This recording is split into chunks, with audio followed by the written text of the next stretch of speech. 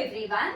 In this video, we will take up the Collenchyma and the Sclerenchyma. In the previous video, we are done with the Parenchyma.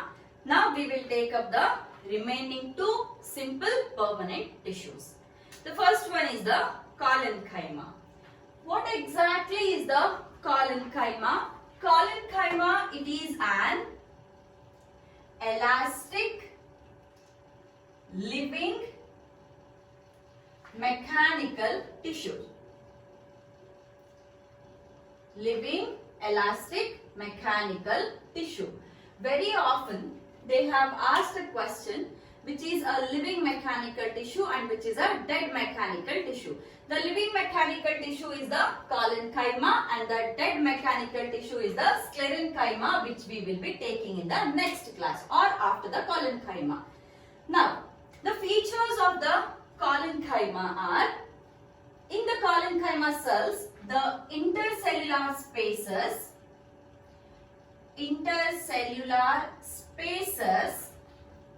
are usually absent. Why the intercellular spaces are absent is, see, the cells of the Collenchyma, they are usually very tightly packed. They are being tightly packed like this. So let's imagine these are the three collenchymatous cells and these cells will be having a cell wall like this, and now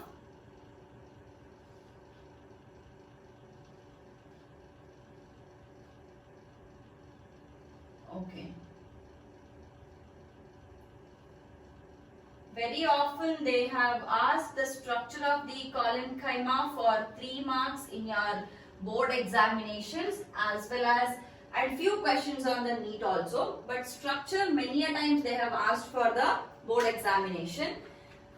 Now, why exactly the intercellular spaces are present? Because they are being closely packed like this. The cells are being tightly packed like this, and one important feature you have to remember here is they all have the corner thickenings. The Collenchyma cells, they have the corner thickenings like this, and these thickenings are made up of cellulose, hemicellulose, and majorly it is the pectin which is present in the corner thickenings, both on the inner side as well as on the outer side. So these thickenings, they are made up of corner thickenings. Corner thickenings are made up of cellulose, hemicellulose, hemicellulose, and pectin. Pectin is the major component of the corner thickenings, and inside this they have a large vacuole present. There is a large vacuole present. So this is the cell wall. These are the corner thickenings, and this is a vacuole, and surrounding the vacuole there is the protoplasm present. This is all the protoplasm.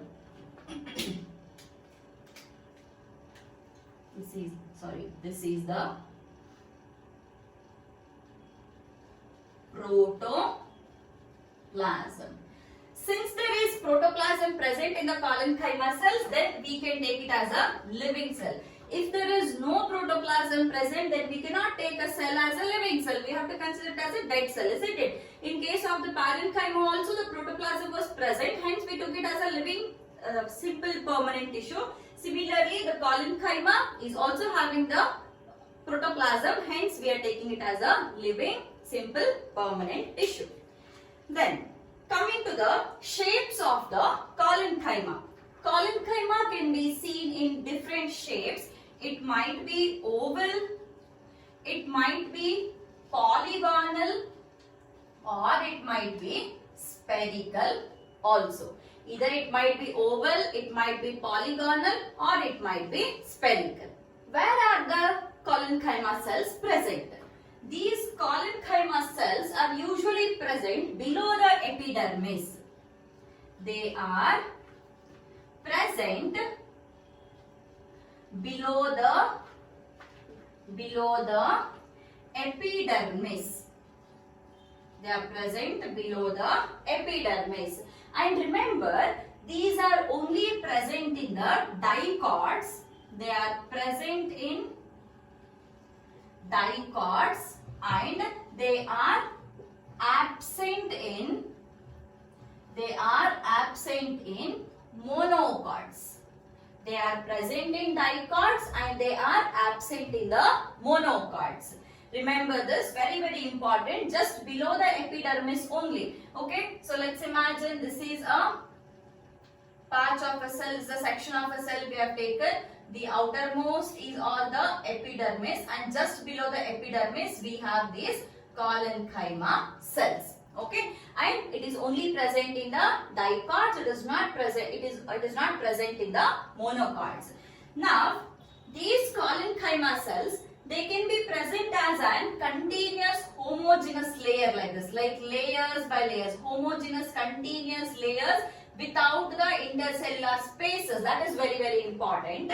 So they can be either present as the homogeneous layers, or otherwise they can also be present as patches. They can be either present in the as a homogeneous layers like 3 to 4 layers, or otherwise they can be present as the patches. Sometimes, okay, sometimes the collenchyma cells will also carry the chloroplast. Sometimes the collenchyma cells will carry the chloroplast, and if the chloroplast is present in the collenchyma cells, then they undergo photosynthesis. Okay, if the collenchyma cells they have chloroplast, then they undergo the photosynthesis. Then moving on to the functions of the collenchyma. Very important function, we have already mentioned it. It is a mechanical tissue. If it is a mechanical tissue, then definitely it has to provide the mechanical support to the plant. But where exactly, in which phase of the plant life it is providing the mechanical support? It is providing the mechanical support. I am writing the functions here. The function of the collenchyma is to provide the mechanical support. It is to provide the mechanical support for growing parts of the plants. It provides the mechanical support to the growing parts of the plant. Which are the growing parts of the plant? The growing parts of the plants are young stem and petiole of the leaf.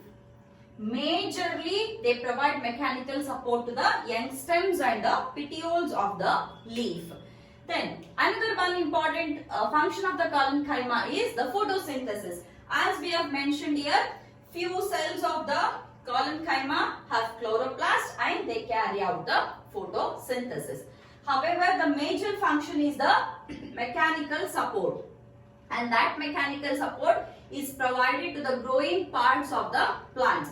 And remember one more thing, usually when there is a wind blowing, okay, when there is a wind blowing, the plant will bend towards the direction of the wind. If the wind is blowing this way, okay, if the wind is blowing this way, then the plant which is present, it also should bend like this. When it bends like this, usually the plant will not break down. Instead, it will again come back and stand to the normal position. How is that possible? See, whenever there is a bending and whenever it is coming back to the original position, we call such a nature or character as the elasticity.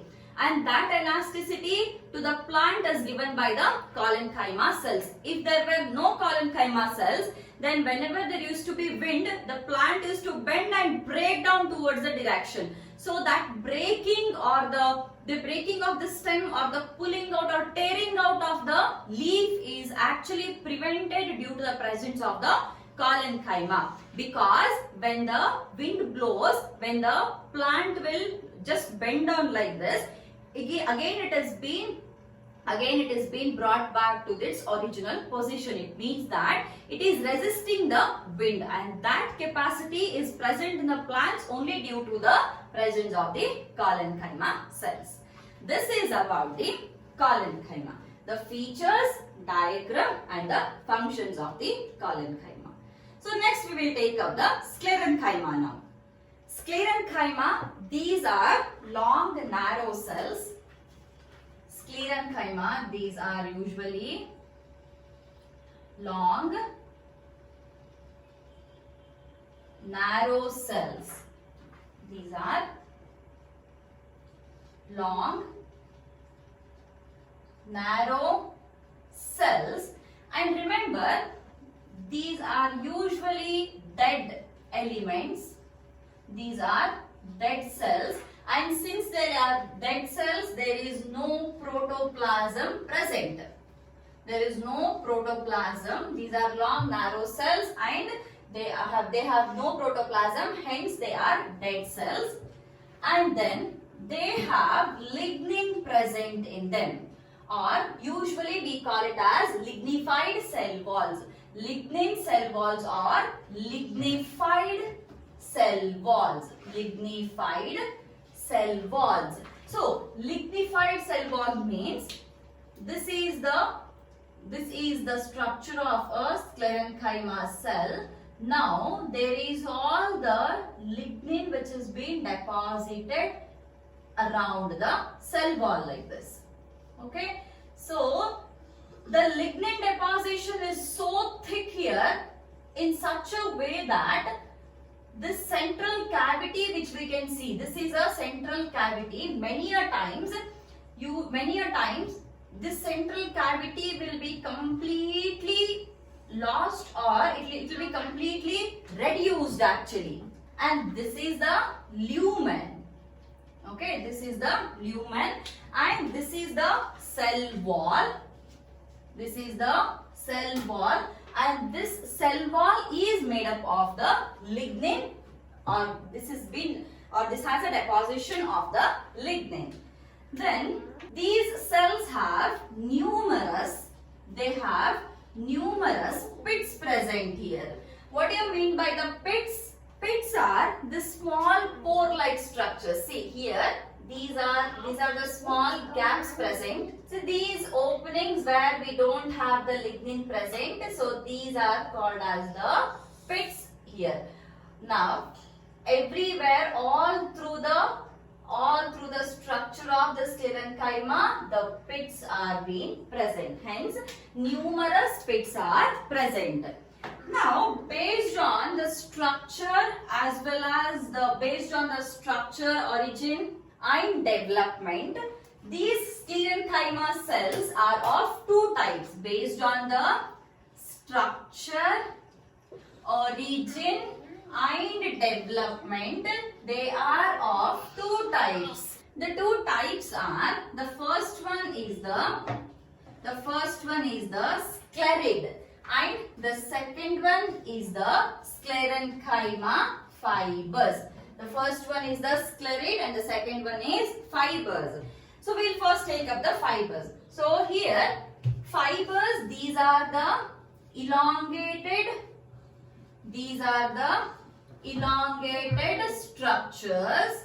These are the elongated structures, and remember, they have highly thickened cell walls. The thickening is so much that sometimes the structure here, it will be completely reduced like this. Okay, you will be hardly seeing any lumen present here. So in such a way there will be thickening. So the space here is completely reduced and you will be having a very small lumen present. So the fibers, these are the elongated structures and they have highly thickened walls. They have highly thickened walls.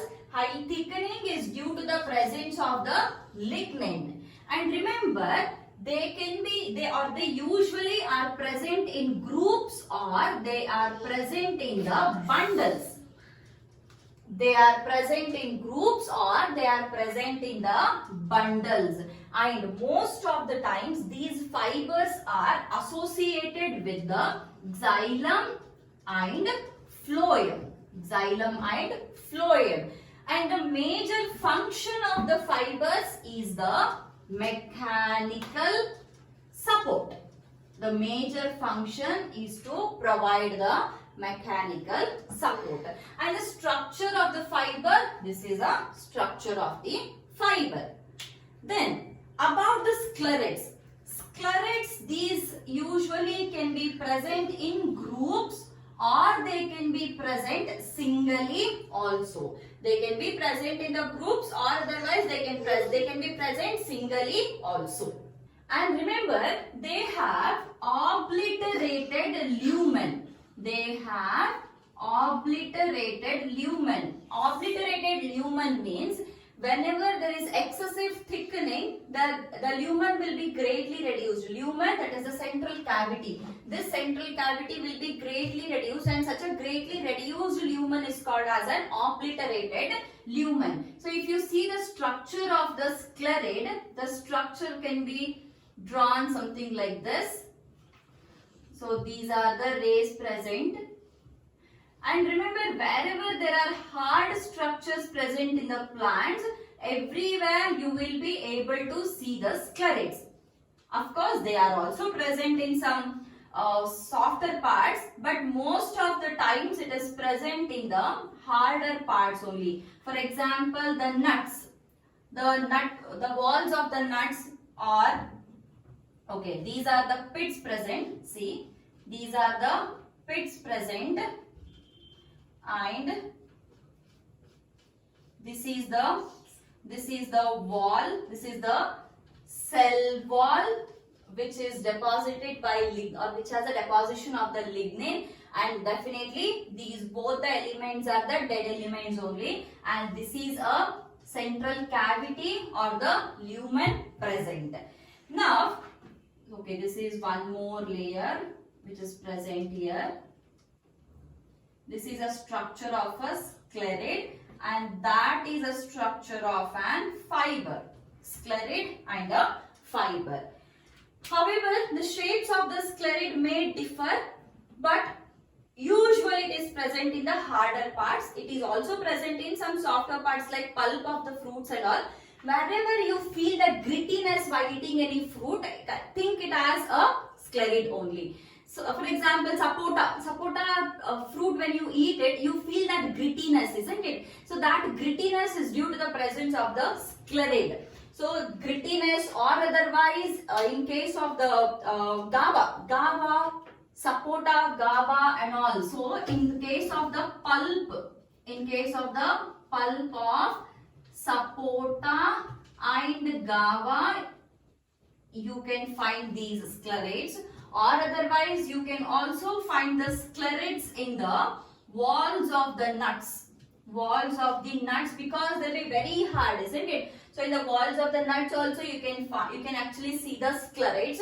And remember, leaves of tea.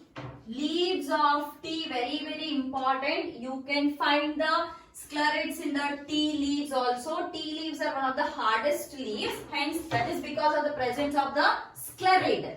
And then one more place where you can find the sclerid is seed coats of the legumes. Seed coats of legumes. Okay. These are the places where you can find the Sclerenchyma cells, or specifically the sclerids. So this is about the fibers and the sclerids of the sclerenchyma. And function, of course, it is the mechanical support. So this completes the simple permanent tissues. In the next class, we take up the complex permanent tissues, that is the xylem and the phloem. Thank you.